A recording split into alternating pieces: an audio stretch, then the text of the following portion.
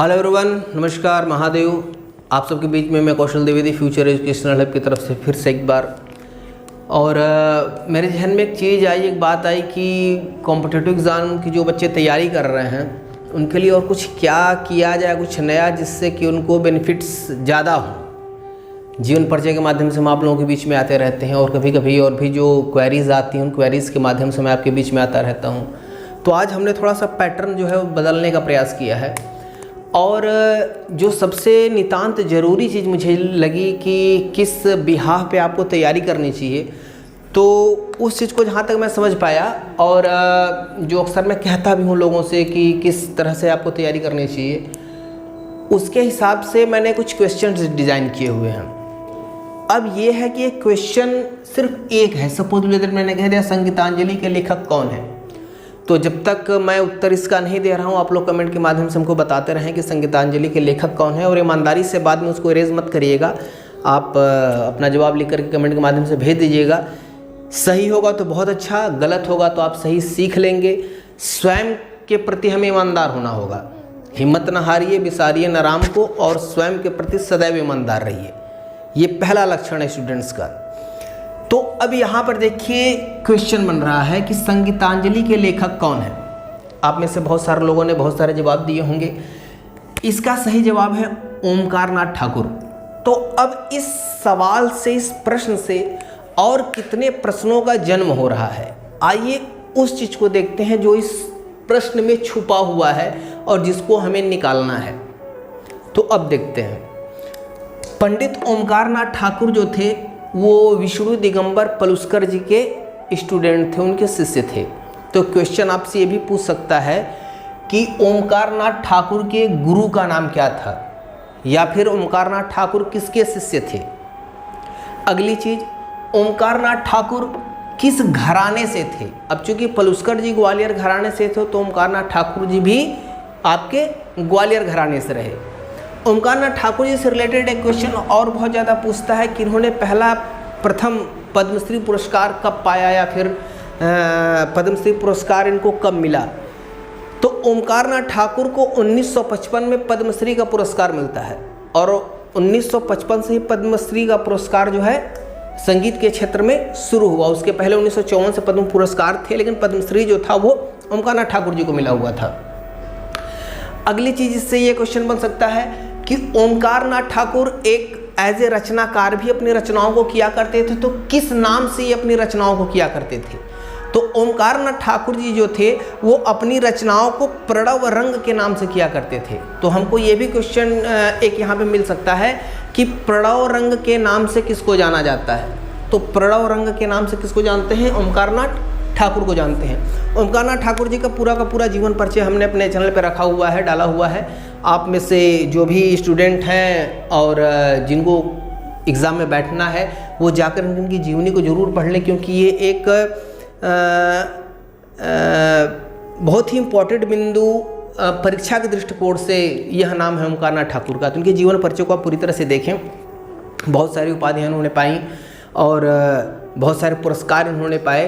तो उनकी जो पूरी जीवन यात्रा है वो हमने अपने चैनल पे डाली हुई है, आप सब जाकर के देखें। और वहाँ से क्वेश्चन कैसे बनते हैं उस चीज़ को आप समझिए, और जितने ज़्यादा क्वेश्चंस आप बनाएंगे उतना ज़्यादा आपका पकड़ उस कंटेंट पे होगा, उस सब्जेक्ट पे होगा, उस बिंदु पे होगा। ठीक, इसी क्रम में आगे बढ़ते हैं और देखते हैं दूसरा क्वेश्चन नंबर 2। अब यहाँ पे हम लोगों ने कम से कम 8-10 क्वेश्चन हम नए बना लेंगे। ओमकार नाथ ठाकुर का जन्म कब होता है, इनकी मृत्यु कब होती है, अवार्ड कौन कौन से पाते हैं, ठीक है, पुस्तकें कौन कौन सी इन्होंने लिखी, शिष्य किसके थे, घराने कौन से घराने से थे, तमाम चीज़ें, जितने क्वेश्चन इनसे बन रहे हैं वो चीज़ें आपको नोट आउट करनी है। तो इस एक प्रश्न में कम से कम मान के चलिए 8 या 10 क्वेश्चन छुपे हुए हैं जो कि इंपॉर्टेंट है, और उस परिदृष्टि से आपको इस चीज़ को समझना है। अगला चीज़ देखते हैं, मध्य सप्तक के षड्ज की आंदोलन संख्या क्या है। आप में से बहुत सारे लोग होंगे जो कि हमसे ऑनलाइन क्लासेस में पढ़े होंगे, उन लोगों को तो पता होगा। बहुत सारे लोग होंगे जो कि सेल्फ स्टडी कर रहे होंगे, तो उनके लिए भी चूँकि बहुत ही इंपॉर्टेंट टॉपिक है ये, मैं मान के चलता हूँ लगभग सबको याद होगा। तो चलिए ठीक है, देख लेते हैं। मध्य सप्तक के षड्ज की आंदोलन संख्या कितनी होती है, 240 होती है। अब 240 इसकी संख्या हो गई, तो टोटल स्वर कितने हैं, वर्तमान समय में जो स्वरों की संख्या है वो 7 शुद्ध और 5 विकृत मानी गई है, 12 स्वर हो गए। अब 12 स्वरों की आंदोलन संख्या कम से कम, आंदोलन संख्या तो हमको पूरी तरह से याद ही रहना चाहिए। और भी जो चीज़ पूछ देता है, जो वीणा के तार पर लंबाई के आधार पे जो मानक माना गया है कि कितनी लंबाई मानी गई उसकी, उसको भी आप अच्छी तरह से देख लें, वो भी एक बहुत इंपॉर्टेंट पॉइंट है, उससे भी रिलेटेड चीज़ें पूछ दिया करता है। अब वीणा पे स्वरों की स्थापना को लेकर के जब बात उठती है तो होबल का नाम आता है, श्रीनिवास का नाम आता है, एक लंबा प्रोसेस है, क्लासेस में पढ़ाए जाते हैं आपको, लेकिन उस चीज़ को आप नोट आउट कर ले। तो इस बिंदु से भी आपके पास कम से कम 8 से 10 क्वेश्चन आएंगे। इन 10 क्वेश्चन को आप पूरी तरह से तैयार कर लें। अगला चीज, इसमें मध्य सप्तक का नाम ले रहा है, तो सप्तकों की संख्या कितनी होती है? सप्तकों की संख्या 3 होती है। सप्तक को पाश्चात्य संगीत में क्या कहते हैं? सप्तक को पाश्चात्य संगीत में ऑक्टेव कहते हैं। एक सप्तक में कुल कितने कोमल स्वर होते हैं? क्वेश्चन से बता रहा हूं मैं, ऐसे ऐसे क्वेश्चन बनेंगे। एक सप्तक में कुल कितने कोमल स्वर होते हैं? 4 कोमल स्वर होते हैं, रे ग ध और नी। एक सप्तक में तीव्र स्वरों की संख्या कितनी होती है? 1 मात्र म। अगला क्वेश्चन पूछ सकता है कि प्रदर्शन को लेकर के पूछ सकता है कि मध्य सप्तक के स्वरों को प्रदर्शित किया जाता है, तो मध्य सप्तक के स्वर को कैसे प्रदर्शित करेंगे? कोई चिन्ह लगाएंगे, नहीं लगाएंगे, ऊपर लगाएंगे, नीचे लगाएंगे, दाएं लगाएंगे, बाएं लगाएंगे, ये चीज़ आपको कंफर्म होना चाहिए कि नहीं भैया मध्य सप्तक है, कोई चिन्ह हमको नहीं लगाना है। आफ्टर दैट पूछ दिया आपसे कि तार सप्तक के स्वर, तो तार सप्तक के स्वर के लिए आपको पता होना चाहिए कि अगर हम लोग उत्तर भारतीय संगीत से बिलोंग करते हैं तो हमारे लिए स्वर के ऊपर अगर बिंदु लगा हुआ है तो वह तार सप्तक का स्वर हो गया। मंद सप्तक का स्वर अगर नीचे बिंदु लगा है तो मंद सप्तक का स्वर हो गया। तो मैं जितने एक एक पॉइंट में बोलते जा रहा हूँ सब क्वेश्चन है और यहीं से क्वेश्चन बनेंगे, इसी तरह से क्वेश्चन बनेंगे। ठीक है, चलिए अगला बिंदु हम देखते हैं। राग तरंगिणी के रचनाकार थे, तो राग तरंगिणी के रचनाकार कौन थे? आप में जिसको पता है वो तुरंत जवाब दे दें इसका। चलिए जवाब आप लोग मैं मान लेता हूँ दे दिए होंगे। इसके सही जवाब हैं लोचन जी। राग तरंगिणी के रचनाकार कौन थे? लोचन जी। अब लोचन जी से जुड़ी हुई कुछ बातें बड़ी तथ्यात्मक है और बड़ी रोचक है।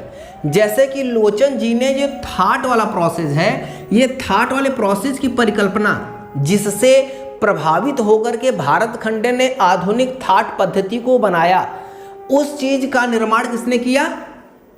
लोचन ने किया। तो ये बातें लोचन से रिलेटेड अक्सर पूछ सकती हैं।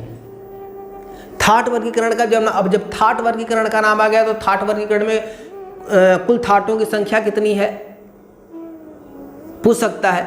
ये पूछ सकता है कि वर्तमान समय काल में उत्तर भारतीय संगीत या वर्तमान समय काल में हिंदुस्तानी संगीत पद्धति का आधार क्या है? तो वर्तमान समय में हिंदुस्तानी संगीत पद्धति का आधार क्या है? थाट है। थाटों की संख्या 10 है। कौन कौन से थाट हैं? आप लोगों को बताया गया होगा कि बिलावल होगा, खमाज होगा, काफी होगा, सावरी होगा, भैरवी होगा, भैरव होगा, कल्याण होगा, मारवा होगा, पूर्वी होगा, तोड़ी होगा, ये थाट होंगे। इन थाटों में स्वर कौन कौन से लग रहे हैं, किसमें शुद्ध लग रहा है कौन सा, किसमें कौन कौन से स्वर कोमल लग रहे हैं, किसमें कौन कौन से स्वर तीव्र कंडीशन में लग रहे हैं। तो इस प्रकार से ए लॉट ऑफ नंबर्स जो हैं यहाँ पे क्वेश्चन के देखने को हम लोगों को मिल जाते हैं। ठीक है,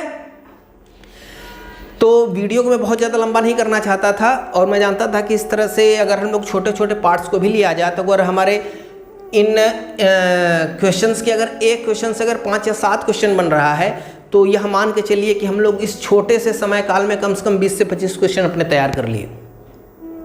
मैं मेथड बता दिया, आपके अगर तैयार न हुए हों तो आप इस वीडियो को 2 बार, 4 बार, 8 बार और देख लीजिए। अगर आपके पास पहले से कंटेंट है तो आप उस चीज़ को देख लीजिए। किसी चीज़ को लेकर के डाउट हो तो आप उसको पूछ सकते हैं कमेंट के माध्यम से। नंबर मेरा स्क्रीन पर रहेगा, आप नंबर के माध्यम से हमसे बात कर सकते हैं। और म्यूजिक से जुड़ी हुई किसी भी कॉम्पिटिटिव एग्ज़ाम की तैयारी हम अपने चैनल के माध्यम से कराते हैं। तो अगर आपको कभी आवश्यकता पड़ती है तो आप हमसे जुड़ें और इस क्षेत्र में हम लोग साथ में आगे बढ़ें। तब तक के लिए धन्यवाद, महादेव। और जाने से पहले एक बात और कहूँगा कि ये बात आप ज़रूर बताइएगा कि क्या मेरी यह सोच कि इस तरह के कंटेंट को अगर मैं लेके आता हूँ आपके लिए तो आप लोगों के लिए ये यूज़फुल है कि नहीं। अगर है तो आप कमेंट के माध्यम से बताएं, मैं इस प्रोसेस को आगे बढ़ाऊं, अन्यथा फिर जिस तरह से हम लोग अपना लेके चल रहे थे उस तरह से उस चीज़ को आगे बढ़ाएं। ओके, धन्यवाद।